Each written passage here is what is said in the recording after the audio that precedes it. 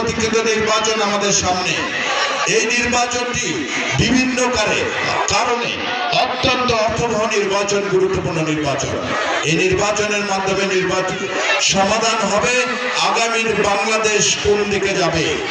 আগামীর বাংলাদেশে গণতন্ত্র থাকবে কি থাকবে না, আইনের শাসন থাকবে কি থাকবে না, মানুষের কথা বলার অধিকার থাকবে কি থাকবে না, মানুষের ভোটাধিকার থাকবে কি থাকবে না।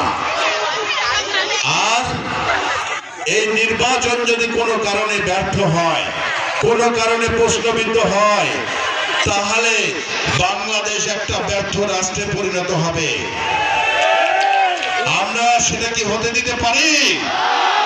বড় কথা বলছি, জাগ্রত আছেন তো ইনশাল্লাহ? আমার হাতে কি এটা?